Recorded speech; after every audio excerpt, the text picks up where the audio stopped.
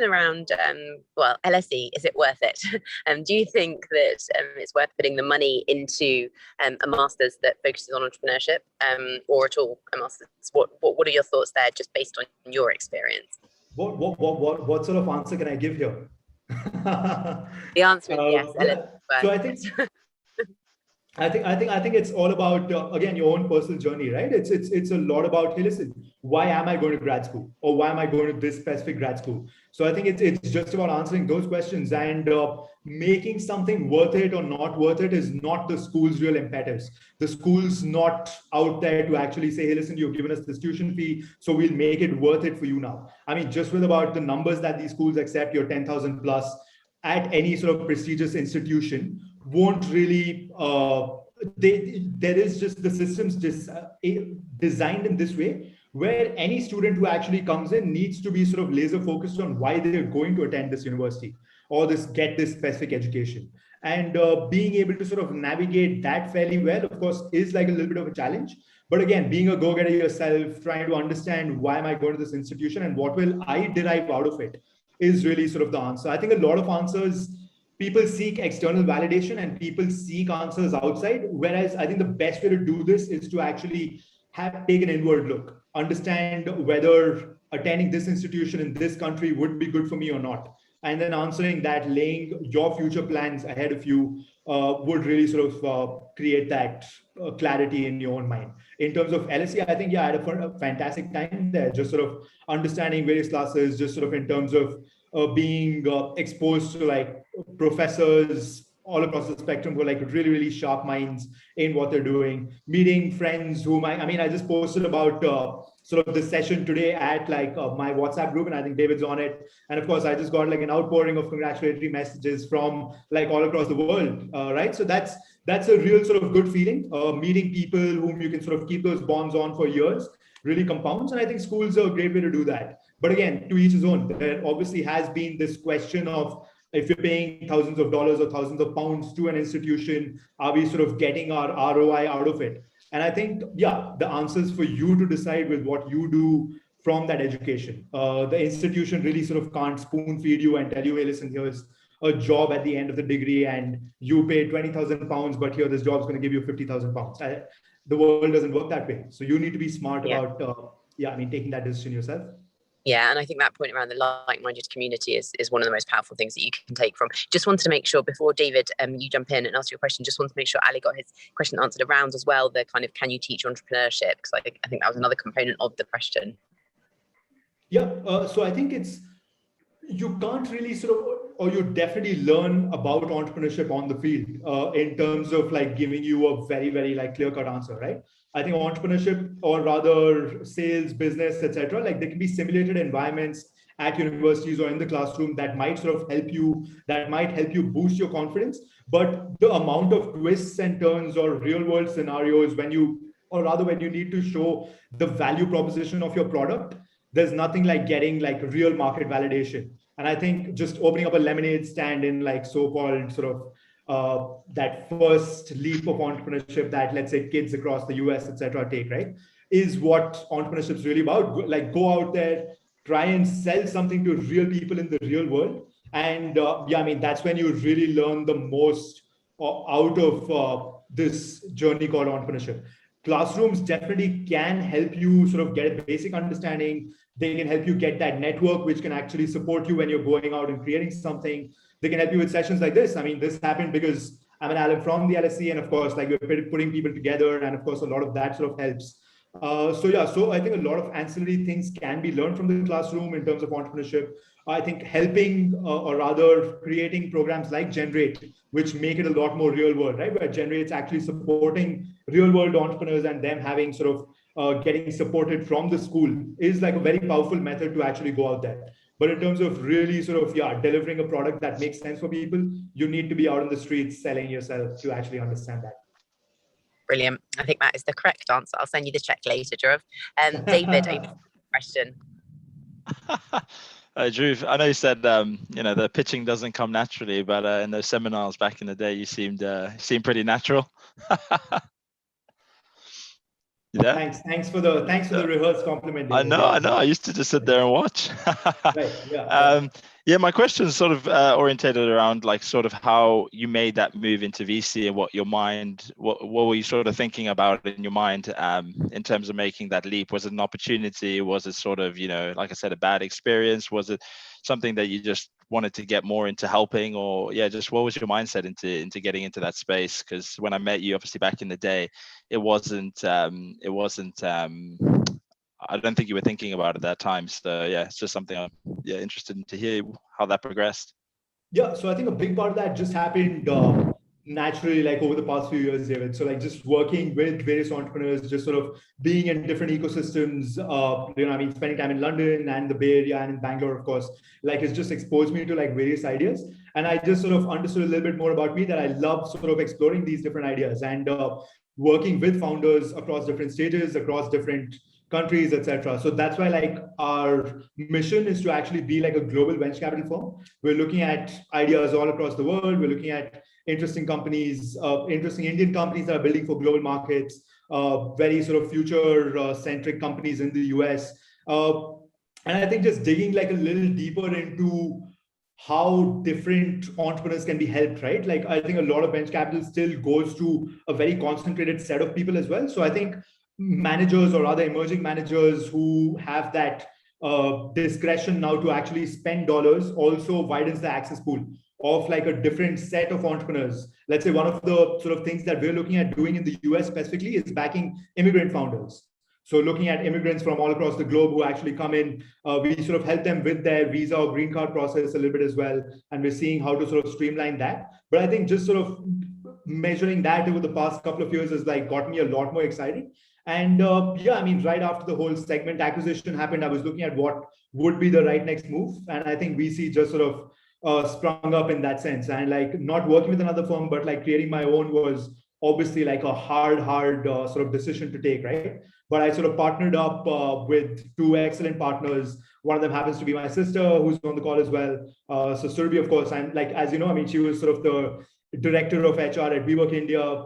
My other partner was, again, like he's a seasoned sort of finance executive, spent 20 years sort of being a CFO across like unicorn companies in India and sort of across the Bay Area. So I think just sort of finding that team at the right time really gave me that push to actually go out and create this.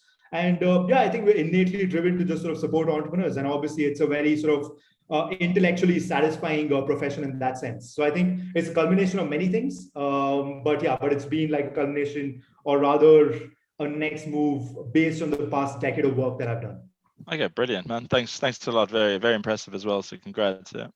Thank you so much, man. Appreciate it. Thank you. And just in the last few minutes, it's a non-VC question, which is perfectly fine. They're all flooding in now. But just one around the kind of transition from the from the pavement to the sidewalk, going from London to San Francisco. What was that like? Was that easy enough, or were there challenges around that? And then also, if we want to just quickly ask the other ones, other than India, are there any other emerging markets you're interested in or bullish on? And then if you want to just also answer Joel's as well, which is how do you feel about remote teams and large companies using the opportunity to reduce their cost bases? Is it wise, or would you see it as taking advantage in a way? Just trying to understand the stigma around it. So two quite different questions, but if you can answer both of them, that'd be awesome. Awesome. No, but excellent question. So I think I'll sort of obviously tackle the personal journey one first. So I think, whenever you sort of leave your home country, you're looking at exploring different countries, etc., spending time there. It's obviously always a bit of a challenge, but it's like very, very interesting as well. I think my first ever move was actually when I was selected by the government of UK as a young entrepreneur. So when I was about 23 years old, I sort of moved to London for a while, but then I was sort of also in Glasgow, and like I lived in Scotland for some time. And being sort of frank, that was a very drastic move. So and as most of you know, I mean, Scotland's rainy, it's extremely cold, and of course, I mean, just the population density is like way lower than anything that I was used to in India, right? In Bangalore, I mean, it's like perfect climate almost about 10 months of the year, and of course, I think it's like beautiful sunshine, and just Glasgow was like the extreme end of that spectrum, completely gray, very, very cold, and I think that was personally really sort of challenging. The weather element, once you're sort of spoiled for it, and I mean, it might sound a little iffy, but that is like a big part once you're sort of used to like nicer climates. So just personally, I think that was like a big sort of challenge that I had to overcome. But apart from that, I think I've been fairly sort of open to like embracing new cultures. And I think after that, wherever I've lived, so I mean, I did my master's after that, and of course, like moved to San Francisco post that as well. And I think once you've had that first initial experience of like living away, it really teaches you and like changes your world. And like ideally, I'd say do it in the harshest place possible. Go to a country where English isn't spoken if you speak English. Go to a country where you don't really sort of, speak the language, and that'll sort of teach you a lot. I mean, do that for a few months, understand a little bit more about yourself, and then I think you can really sort of be a lot more bolder about doing a lot many other things across the world. And I think we're sort of extremely fortunate to be living in this time, right, where we can sort of catch a plane and sort of study in any country that we want, go work in almost any country that you want. And like obviously that comes with a certain amount of privilege. A lot of the world can't really do that. So I mean, we need to sort of count our blessings and be sort of grateful for the fact that some of us can. And of course, I think adapting to that new world is a lot easier once you've done it at a harsher place, so as to say. So I mean, I'm saying Glasgow is much harsher than London in that sense. London's obviously way more multicultural, way more Indian curry houses to make you feel at home. And of course, I mean, just way more multicultural, I mean, you feel like way more at home at like this big, vibrant city. And the same is true for most of the US as well. If you, whether you're in New York, whether you're in San Francisco, LA, I think just being able to sort of live in any of these sort of multicultural, multi-ethnic sort of cities makes it a lot easier. The other questions, okay. Joel, you had something in depth.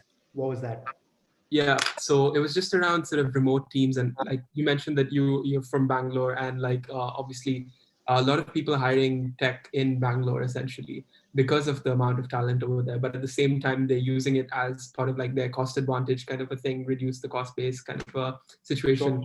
So there's one way of seeing it is like, it's much cheaper out there to hire talent versus in San Francisco, for example, because you'd be paying like 120K or something like that for an entry-level software engineer, and you get that for a lot cheaper in India. So when people hire in India, do you see it as like, some kind of a stigma, or like, do you see it as, oh, okay, it's good that they're taking, advantage of this opportunity and giving opportunity back to the ecosystem in India? Yeah, so I think it's a mix of both, right? Like people do it both for strategic reasons and for cost reasons as well. And like over the years, we've seen like the paradigm move a little bit more towards the strategic side than just the cost side. Because like finding top-notch engineers, whether it's from, let's say, a Stanford or an IIT Mumbai, you'd actually have to sort of pay almost the same ballpark. And sort of getting like top talent across the globe, I think is going to become a lot more sort of egalitarian in that sense. So just finding out what really works for your company at like the stages at that you're at, right? Let's say an Uber sort of really comes after they've built engineering, core engineering or data science teams in the Bay Area, but their second biggest base of their data science team is actually in Bangalore. And that's a very sort of core part of their operation. I think that was sort of a mindset more of the past decade, where we saw more of that outsourcing really happen and sort of cost arbitrage really being the only driver to actually access talent in like other emerging nations. But yeah, right now I think it's becoming a lot more strategic, where you're finding interesting talent and like a lot of talent that's actually moving out, let's say from the US or the UK wants to come back to India because India is on this upswing right now of economic growth as well. Whereas you're finding like a few Western markets sort of stagnate a little bit too. So it's just about sort of finding the right mix for your own sort of company and doing it for the right reasons. Some companies obviously need to sort of save those costs and need to hire at places where it's cheaper to get that smart talent. So I mean, that's good. There's nothing bad with that. And of course, that sort of creates opportunities, economic opportunities all across too. Some companies obviously take a very strategic lens to it, and remote hiring has worked very well for them. So it's just about what suits your company and your stage of growth. Thank you very, very much. That's such a balanced and informative answer. Thank you. Well, we're at the end of our session. Dhruv, I think we'll all agree that was so great. So many points of information to take on board. So much learned through your kind of direct experience. But thanks for that very balanced, amazingly interesting view. I'm sure we will be getting emails about getting your contact details. So if okay, we will share that with people, because I'm sure that there's been whole load of further questions that people will come up with when they've digested and maybe watched the recording back and shared it with friends. So thank you so much for that, Dhruv. We wish you all the best. You're already flying, and as David said, from the moment he watched you pitching, I think he knew that you were going to be great. Huge potential there, and we look forward to following your journey, and hopefully be able to kind of further create this global entrepreneurial community alongside you. So thank you so much, Laura. Thank you so much for organising this. I'm about to get out of my Uber in true San Fran style as well. But all the best to everyone building businesses wherever you are in the world. And we look forward to continue to working with you soon. Take care. Yeah, and thank you so much. Thank you, LJ, and thank you, Laura, for organizing. And like, it's been an absolute pleasure. Thank you for joining for an hour, and I hope you had some takeaways that will help. A real pleasure, and thank you very, very much once again. Cheers. Thanks, everyone. Thanks, Dhruv. Thanks, LJ. Good question. Bye.